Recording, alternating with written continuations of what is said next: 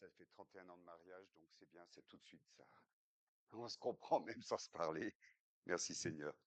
Donc voilà, le sujet de ce jour, c'est le droit au blasphème de nos compatriotes non chrétiens.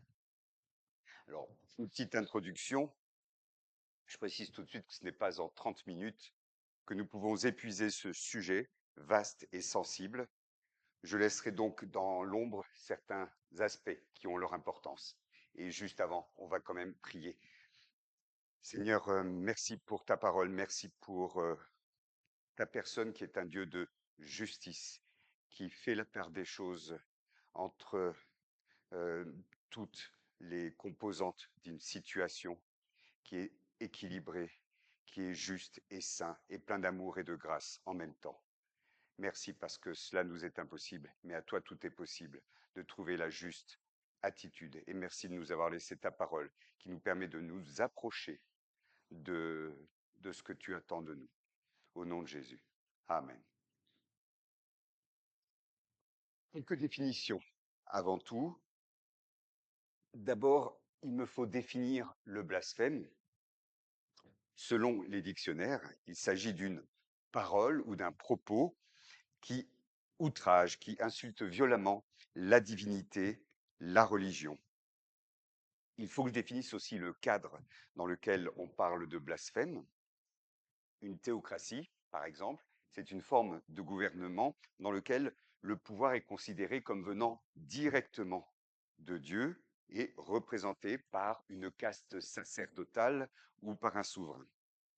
La monarchie de droit divin, c'est un autre régime politique, une monarchie dans laquelle le pouvoir du roi est légitimé par la volonté de Dieu et par filiation. Nous connûmes cela en royaume François.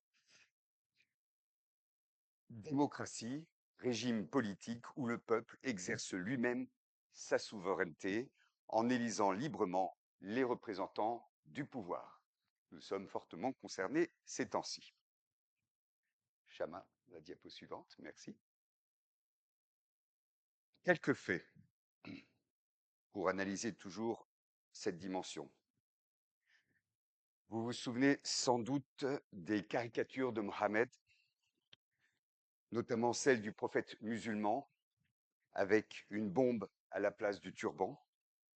Elles émanaient de Lars Vilks, un dessinateur suédois qui est décédé depuis dans un accident de voiture. Mais vous ne connaissez peut-être pas certains dessins dégradants qui émanaient de Charlie Hebdo. L'un d'eux m'avait particulièrement choqué. Il représentait l'Esprit Saint sous la forme d'un triangle muni d'un œil à la façon des francs-maçons, Jésus-Christ est le Père éternel. Et, j'ai peine à le dire, mais il faut le dire, chacun sodomisait le suivant. Ce torchon satirique voulait ainsi défendre le mariage homosexuel. Le sous-titre était Monseigneur 23 a trois papas, le Père, le Fils et le Saint-Esprit. Je ne commente pas davantage et je rappelle l'assassinat monstrueux des activistes de Charlie Hebdo en janvier 2015 par des extrémistes musulmans. Premier fait. Deuxième fait, le faux blasphème d'Asia Bibi. Asia Bibi est une chrétienne pakistanaise. En 2009, alors qu'elle cueille des baies en plein soleil pour sa famille, pour la nourrir, elle s'abreuve au puits le plus proche. Sa voisine la voit et elle crie au blasphème, parce que cette eau est celle des femmes musulmanes. Et que Asia, chrétienne, souille en s'en servant. Blasphème au Pakistan, cela implique la peine de mort, pendaison. Asia est mise en prison, sa famille fuit son village, menacée par des extrémistes. Seuls un musulman et un chrétien lui viennent en aide, le gouverneur du Pendjab et le ministre des minorités. Tous deux sont assassinés. Elle est finalement acquittée en 2018. Elle vit désormais au Canada et lutte pour que soit révisée la loi anti-blasphème au Pakistan. Je la cite, de longues peines pour des accusations sans preuve, C'est une grande injustice dans notre pays. Voilà ce qui se passe dans certaines théocraties. Voyons l'évolution de la législation dans certaines démocraties. Depuis le 2 juin 2017, au Danemark, le blasphème n'était plus un délit. Mais des Corans ont été ensuite brûlés par des provocateurs. Et je crois bien que ça continue de temps en temps. Certains musulmans ont alors menacé la sécurité de la nation. Dès lors, en 2022, il a été proposé de rétablir ce délit de blasphème. On voulait uniquement interdire la profanation matérielle d'objets à signification religieuse importante pour une communauté. Le blasphème verbal ou écrit n'était pas remis en cause. Mais beaucoup de journaux internationaux, comme, tiens, Charlie Hebdo, se sont élevés contre cette atteinte à la liberté. Finalement, elle a été votée en décembre dernier, en décembre 2023, et cette loi danoise prévoit des peines allant jusqu'à 2 ans de prison. Qu'en est-il en France?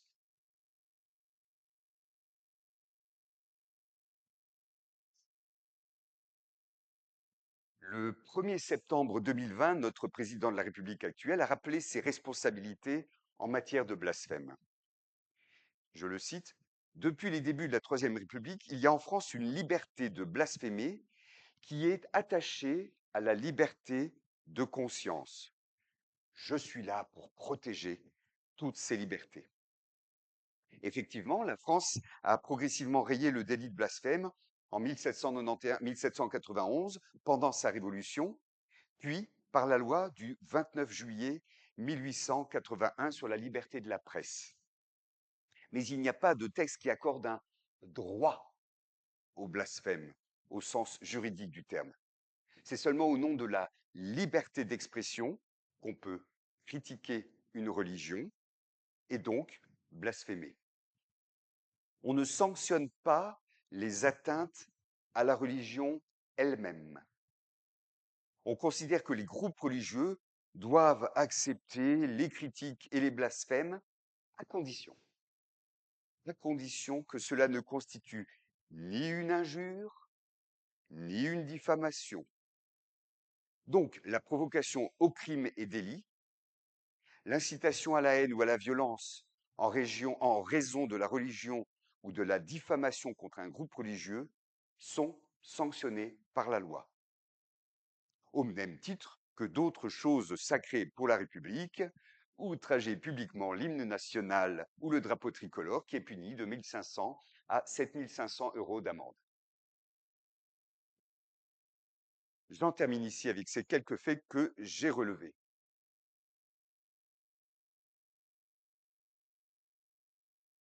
Notre regard sur ce sujet en tant que chrétien. D'un côté, nous sommes écœurés et outrés par les blasphèmes antichrétiens de certains dessinateurs français satiriques et de bien d'autres concitoyens. Ils se moquent de Dieu, de notre Dieu, et ils avilissent leur Créateur, sans le savoir. De l'autre, nous sommes horrifiés par l'assassinat de ces mêmes personnes, ainsi que par des lois anti-blasphème parfois injustes dans certains pays musulmans. Nous désapprouvons l'autodafé de Coran, et nous sommes en colère parfois de ne pouvoir rien faire contre toutes ces choses dégradantes que notre loi française protège. Mais est-ce vraiment le cas? Ne pouvons-nous rien dire? N'y a-t-il pas moyen de nous positionner et de réagir en tant que chrétiens dans notre pays? Je ne parlerai pas des pays musulmans ou d'autres où il y a des persécutions, mais en tant que chrétiens dans notre pays et devant des non-chrétiens, si ce sujet vient dans une conversation et si le dialogue est possible. Parfois, on voit dans des vidéos que le dialogue, ce n'est même plus permis. Ce message souhaite donc fournir quelques pistes de réflexion sur ce point. Alors, il y a d'abord les évidences pour nous. Obéissons tout simplement aux commandements bibliques. Et dès le décalogue, Dieu nous dit, tu ne prendras point le nom de l'Éternel, ton Dieu, en vain, car l'Éternel ne laissera point impuni celui qui prendra son nom en vain.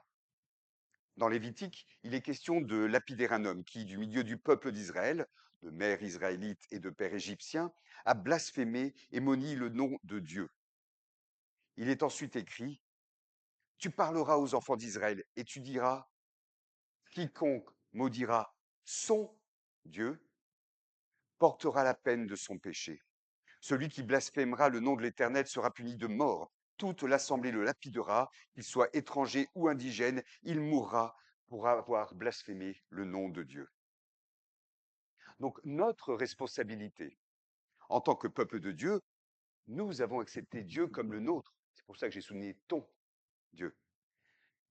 C'est premièrement de ne pas blasphémer nous-mêmes, même pour plaisanter entre nous ou face à des non-chrétiens. Mieux vaut avoir de l'autodérision et pointer nos propres faiblesses humaines avec humour que discréditer notre Sauveur et notre Seigneur, qui, contrairement à nous, est parfait. Titre en passant, la sanction actuelle pour un blasphème avéré et revendiqué dans notre assemblée, si c'était un jour le cas, serait l'exclusion de l'assemblée plutôt que la peine de mort, évidemment. Mais le thème de la discipline dans l'Église est un autre sujet délicat que nous ne traitons pas aujourd'hui. Ça, c'était une première évidence, ne pas blasphémer nous-mêmes. Et deuxième évidence, ne faisons pas blasphémer autrui par nos paroles ou par nos actes.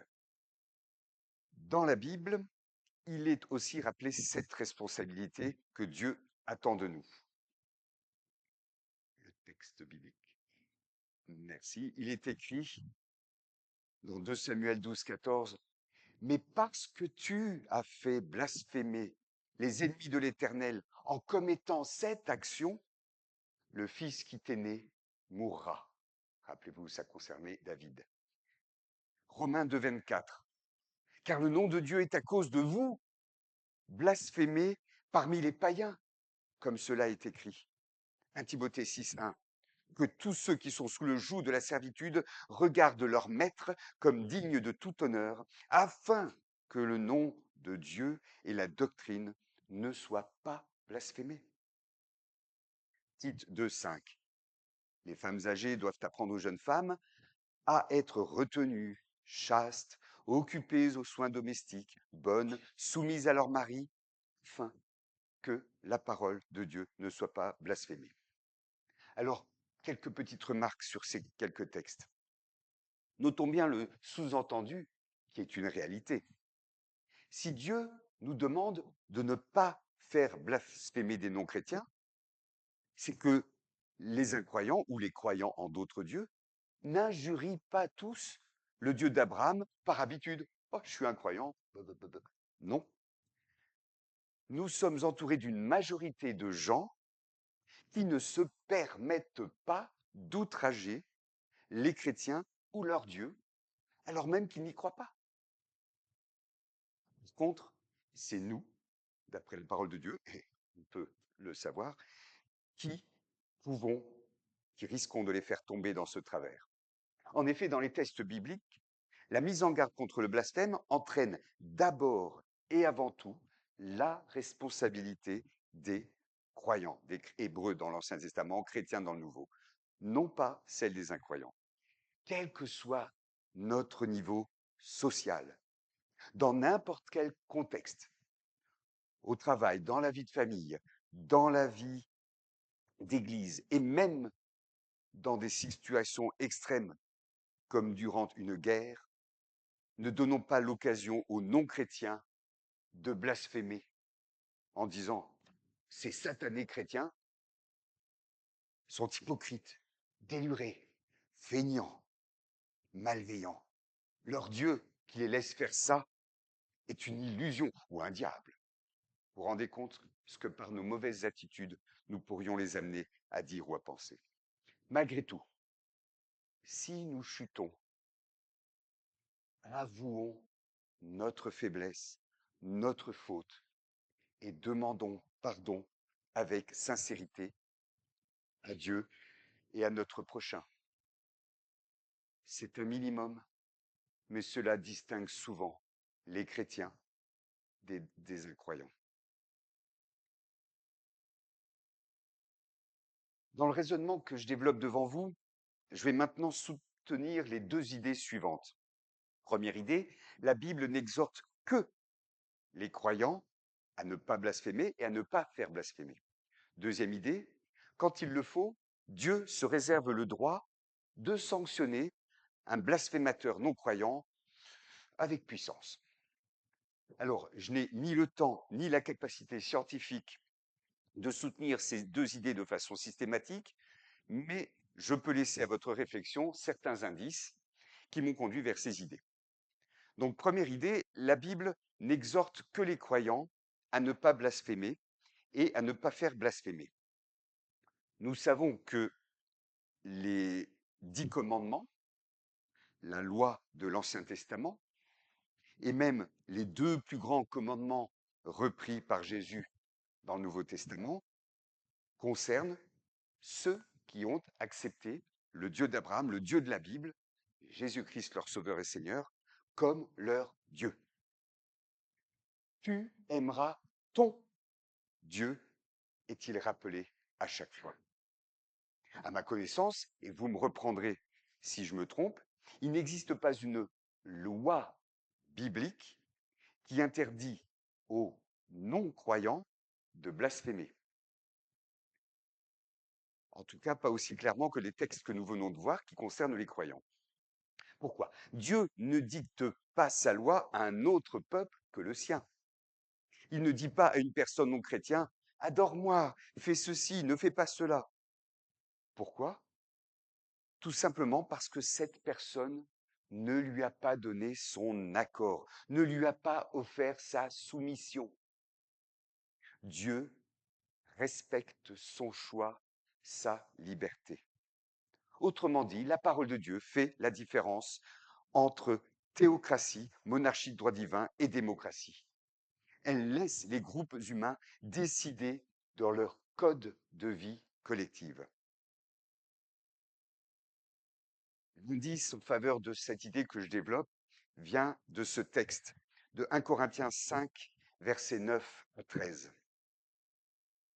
Je vous ai écrit dans ma lettre de ne pas avoir des relations avec les impudiques, non pas d'une manière absolue avec les impudiques de ce monde ou avec les cupides et les ravisseurs ou avec les idolâtres. Autrement, il vous faudrait sortir du monde. Maintenant, en fait, ce que je vous ai écrit, c'est de ne pas avoir des relations avec quelqu'un qui, se nommant frère, est impudique ou cupide ou idolâtre ou outrageux ou ivrogne ou ravisseur, de ne pas même manger avec un tel homme. Qu'ai-je en effet à juger ceux du dehors? N'est-ce pas ceux du dedans que vous avez à juger? Pour ceux de dehors, Dieu les juge. Ôtez le méchant du milieu de vous. Alors voilà un texte fondamental que les chrétiens évangéliques appliquent dans leur grande majorité et qui les distingue des mouvements sectaires. En effet, respecter la pensée du discours, c'est se rappeler que des personnes non chrétiennes, donc la majorité des gens du monde, ne croient pas que Dieu existe. Ils ne veulent pas, dès lors, lui obéir, ils ne l'aiment pas, ils ont tendance à commettre des actes qu'ils ne nomment pas péchés et ne luttent pas contre leurs mauvaises tendances. Au contraire, ils se déculpabilisent de plusieurs façons. Respecter 1 Corinthiens 5, c'est ne rien imposer de biblique à ces personnes-ci. C'est imposer une éthique de vie biblique, par exemple sans blasphème, seulement à ceux qui en ont accepté le principe par une déclaration publique. Oh, cette déclaration publique, nous la connaissons. Elle a au moins deux aspects. Le premier, c'est le baptême des adultes. Le second est l'accession au statut de membre de l'Assemblée, qui comporte l'acceptation de la confession de foi et du règlement intérieur. Ainsi, la vie d'une Église chrétienne est quasiment celle d'une théocratie, mais elle ne s'impose pas aux non-chrétiens. Respecter 1 Corinthiens 5, c'est donc laisser les non-chrétiens libres de rejeter Dieu, voire de blasphémer. Deuxième sous-idée de cette idée-là, respecter 1 Corinthiens 5, c'est donc appliquer des mesures de discipline aux seuls membres de la communauté des croyants qui ne respecteraient plus les règles de vie chrétiennes. Respecter 1 Corinthiens 5, troisième idée, sous-idée, c'est aussi ne pas se couper des personnes non chrétiennes, même si nous ne vivons pas selon les mêmes règles. Sinon, il nous faudrait sortir du monde, vie sectaire. Il y a d'autres indices en faveur de cette idée, de cette première idée dans la Bible, mais j'ose déjà affirmer que nous ne devons pas imposer notre foi et nos règles de vie à personne. Contre, cela ne signifie pas que des blasphémateurs peuvent déblatérer leurs ironies salaces avec insouciance et sans risque. Diapo suivant. Je reviens à cette deuxième idée. Quand il le faut, Dieu. Alors Dieu, pas nous. Dieu, pas nous. Dieu se réserve le droit de sanctionner un blasphémateur avec puissance. C'est-à-dire lorsque l'intention de ce dernier est vraiment agressive, ou lorsque les circonstances l'exigent, parce que c'est la réputation de notre Dieu qui est en jeu. Quand Dieu l'estime utile, il agit afin que l'humanité en tout lieu et en tout temps sache qui il est vraiment. Diapo suivante.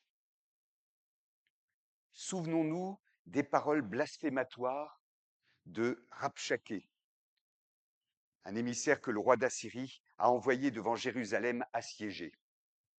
Il disait que le Dieu d'Israël ne valait pas mieux que les dieux des autres nations que le roi d'Assyrie avait soumises. Le roi Ézéchias en était bouleversé. Mais le prophète Ésaïe, souvenez-vous de ça, l'encouragea par ces mots, « Ne crains pas à cause des paroles que tu as entendues, par lesquelles les serviteurs du roi d'Assyrie m'ont blasphémé. Je vais mettre en lui un esprit tel que, sur une nouvelle qu'il recevra, il retournera dans son pays, et je le ferai tomber par l'épée dans son pays. » Cette sanction tomba effectivement sur le roi d'Assyrie, le blasphémateur, car la réputation de Dieu était en jeu parmi les nations. Il y a bien d'autres exemples. Belshazzar, roi des Chaldéens et descendant de Nebuchadnezzar, tremblant devant des mots apparaissant sur la muraille, écrits à la main. Hérode, mourant à la fin de son discours car il n'avait pas donné gloire à Dieu, etc., etc. Donc, nous devons accepter cette idée. Dieu n'interdit pas le blasphème aux non-croyants, aux non-chrétiens, mais cela ne l'empêche pas de sévir quand il l'estime utile, quand il le faut. Nous venons donc de considérer la liberté de blasphémer de nos concitoyens, mais quelle est la nôtre à nous, chrétiens d'aujourd'hui?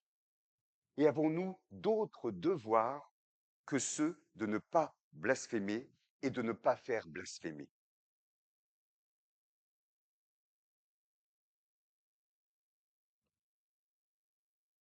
Laisser aux non-chrétiens la liberté de blasphémer doit avoir une conséquence logique, celle d'exiger d'eux qu'ils laissent la même liberté à leurs adversaires.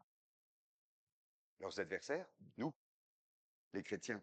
Notre liberté de chrétien doit nous permettre d'adorer notre Dieu, de proclamer la morale et la foi selon Dieu, et de dénoncer les péchés de nos contemporains aussi publiquement que les non-chrétiens adorent leurs idoles et proclament leurs blasphèmes.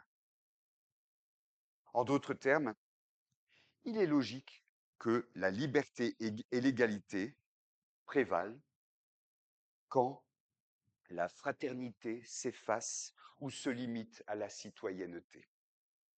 Je nous exhorte à rester vigilants sur ces points si importants dans notre propre pays. Diapo suivante. Liberté selon la logique, liberté selon la loi des hommes. Que disent les lois humaines actuelles à ce sujet? Alors, je vais synthétiser l'article 10 de la Déclaration des droits de l'homme et du citoyen de 1789, l'article 31 de la loi de séparation des églises et de l'État de 1905 et l'article 9 de la Convention européenne des droits de l'homme. La liberté de pensée, de conscience et de religion autorise chacun à manifester sa religion ou sa conviction individuellement ou collectivement, en public ou en privé. En public. Par le culte, l'enseignement, les pratiques et l'accomplissement des rites. La liberté de manifester sa religion comporte, par principe, le droit d'essayer de convaincre et de convertir son prochain. Sans quoi? Sans quoi? La liberté de changer de religion risquerait de demeurer lettre morte. Par contre, cette liberté ne doit pas aboutir au trouble de l'ordre public. Un prêche sera donc autorisé dans la rue, sauf en cas de discrimination sexuelle ou de genre, en cas de bagarre ou de blocage de la circulation. Autre limite à ce droit, le prosélytisme dit agressif, c'est-à-dire une tentative de conversion par la force, la menace ou les pressions. Il y a des juges de Strasbourg qui ont considéré qu'il fallait distinguer, merci Strasbourg, qu'il fallait distinguer le témoignage chrétien du prosélytisme abusif. Le premier correspond à la vraie évangélisation, à la mission essentielle de chaque chrétien. Le second en représente la corruption. Celle-ci consiste à offrir des avantages matériels ou sociaux en vue d'obtenir des rattachements à une église ou d'exercer une pression sur des personnes en situation de faiblesse. Fin de la synthèse. Et dans le principe, ces lois que je viens de rappeler sont un bon appui pour notre liberté d'évangéliser et un rempart bienfaisant contre nos éventuels dérapages. Par contre, attention, certains ou n'importe quel membre du gouvernement français peut lui aussi déraper dans son langage et nous discréditer auprès de notre nation. N'importe quelle loi nouvelle peut, l'air de rien, porter atteinte à nos droits fondamentaux. Là encore, soyons vigilants et n'hésitons pas à remonter des problèmes concrets au CNEF, par exemple, Conseil national des évangéliques de France, parce qu'il y a eu des abus de cette sorte ces dernières années. Diapo suivante. La liberté des chrétiens selon la Bible. Face à ces bonnes lois et à ces risques de glissement, la parole de Dieu nous invite à prier. Et Lydie nous l'a rappelé, je crois, hier soir. Diapo suivante. En effet, 1 Timothée 2, versets 1 à 4, nous demande de prier pour que cette liberté-là ne nous soit pas enlevée par nos gouvernants.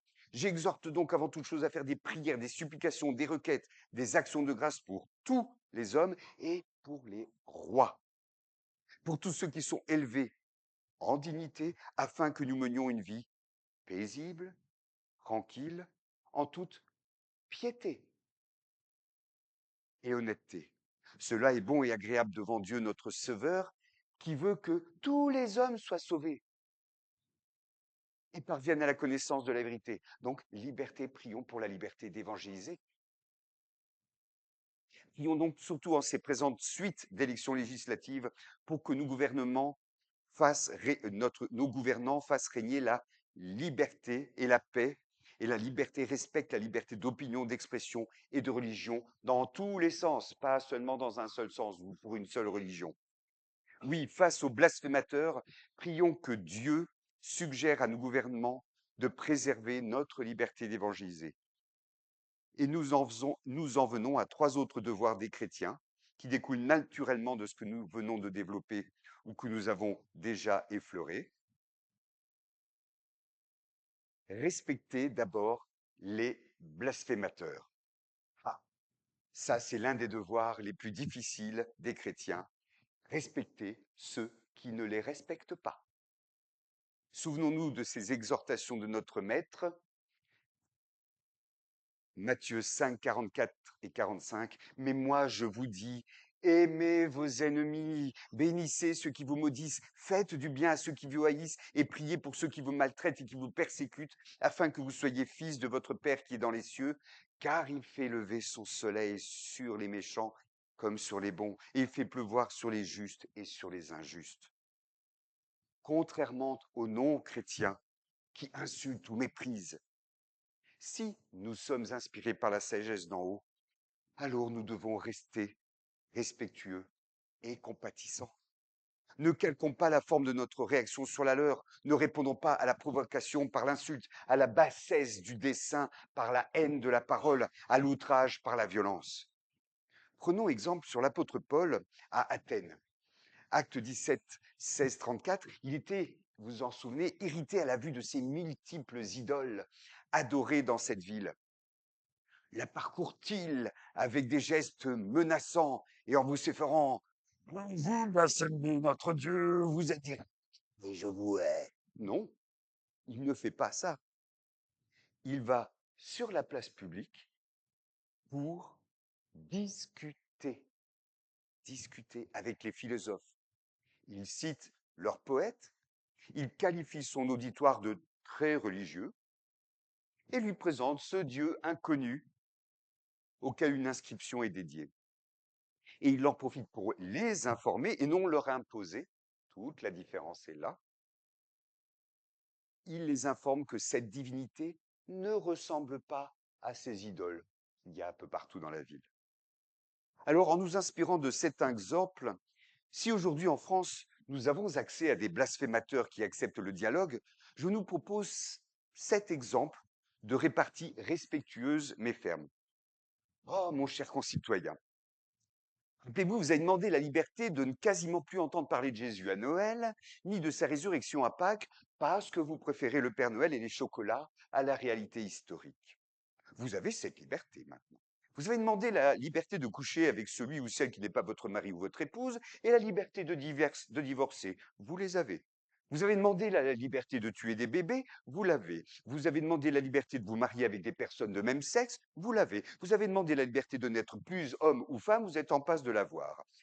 Vous avez demandé la liberté de blasphémer, vous l'avez. Alors juste parce que vous avez le souci de l'égalité de traitement pour tous dans cette liberté, et parce que nous sommes, vous et moi, dans la même fraternité humaine et citoyenne, laissez-moi la liberté de vous avertir de ce que vous risquez.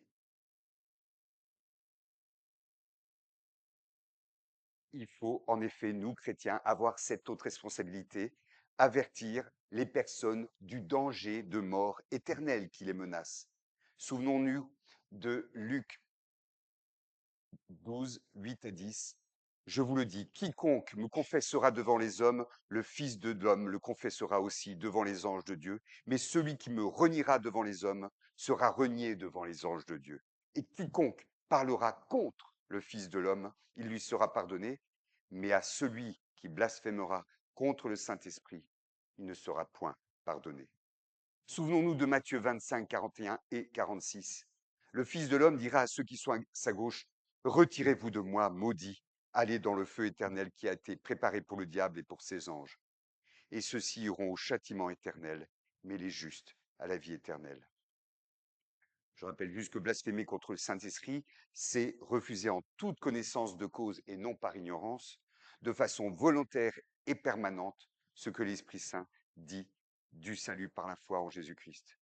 Si une personne a conscience que ce qu'un chrétien lui annonce vient de Dieu et qu'il y répond comme si cela venait du diable, elle commet le péché impardonnable qui mène à l'éloignement de Dieu pour l'éternité. Sachons donc que nous sommes des lanceurs d'alerte et que nous devons assistance à une personne en danger, notre prochain. En suivant cet exemple, je vous propose donc la suite de notre répartie respectueuse mais ferme face à un blasphémateur français prêt au dialogue. Vous êtes en danger. C'est votre liberté pour l'éternité qui est en jeu. Aujourd'hui, Dieu vous laisse la liberté de rejeter, de faire tout ce qu'il désapprouve. Alors laissez-nous vous dire que sa liberté à lui, Dieu, sera de vous rejeter, vous, comme vous l'aurez rejeté, lui. Mais ce sera pour toujours. Ne riez pas. Ce n'est pas parce que vous n'y croyez pas qu'il n'existe pas. Ce n'est pas parce que c'est un Dieu d'amour que c'est un Dieu mou jusqu'à l'injustice. Le vrai Dieu s'est révélé aux humains dans un magnifique équilibre entre amour, sainteté, justice et grâce. Et laissez-nous ajouter quelques mots bien plus positifs pour vous. Et en effet, on arrive à la conclusion, présenter, avertir du danger n'est pas suffisant, il faut aussi présenter le moyen d'y échapper. Aux Athéniens, Paul a parlé de repentance qu'il vaut mieux effectuer avant le jour du jugement par le ressuscité. Souvenons-nous aussi de ces mots de Colossiens. Dieu le Père a voulu par lui, Dieu le Fils, réconcilier tout avec lui-même, tant ce qui est sur la terre que ce qui est dans les cieux, en faisant la paix par lui, par le sang de sa croix. Et vous qui étiez autrefois étrangers et ennemis par vos pensées, par vos mauvaises œuvres, il vous a maintenant réconciliés par sa mort dans le corps de sa chair, pour vous faire paraître devant lui saint, irrépréhensible et sans reproche, si du moins vous demeurez fondés et inébranlables dans la foi, sans vous détourner de l'espérance de l'évangile que vous avez entendu et qui a été prêché à toute créature sous le ciel, et dont moi, Paul, j'ai été fait ministre. Jésus a tout accompli à la croix pour que ses ennemis, les blasphémateurs, se réconcilient avec lui. Cela implique qu'il y ait des personnes pour annoncer. C'est là que nous intervenons, vous et moi, en tant que ministres de la réconciliation, qui supplions nos interlocuteurs de se réconcilier avec Dieu. Et Dieu peut faire grâce à un blasphémateur. Souvenons-nous de Saul de Tarse, devenu l'apôtre Paul, qui dit en 1 Timothée 1, 12 à 14, je rends grâce à celui qui m'a fortifié, à Jésus-Christ notre Seigneur, de ce qu'il m'a jugé fidèle en m'établissant dans le ministère, moi qui étais auparavant un blasphémateur, un persécuteur, un homme violent, mais j'ai obtenu miséricorde parce que j'agissais par ignorance dans l'incrédulité. Et la grâce de notre Seigneur a surabondé avec la foi et la charité qui est en Jésus-Christ. Une première conclusion. Comment dire Tintin à un blasphémateur? Alors, ce ne sont peut-être pas les conseils ad hoc, mais la deuxième conclusion est là.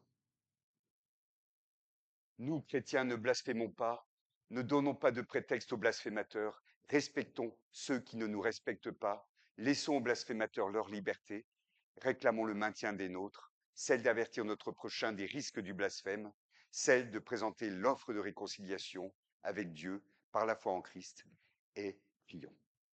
C'est ce que nous allons faire tout de suite. Père éternel, nous voulons te louer parce que tu es le Dieu qui supporte les blasphémateurs, mais jusqu'à un certain point, et qui, surtout, veut tout accomplir en te servant de nous, les chrétiens, qui veut tout accomplir pour qu'ils reviennent à toi et qu'ils se réconcilient avec toi. Nous te prions que ce soit le cas pour nombre de nos concitoyens. Sers-toi de nous, Seigneur, nous sommes à ta disposition. Merci pour tout ce que tu as déjà accompli à la croix et par la résurrection. Au nom de Jésus. Amen.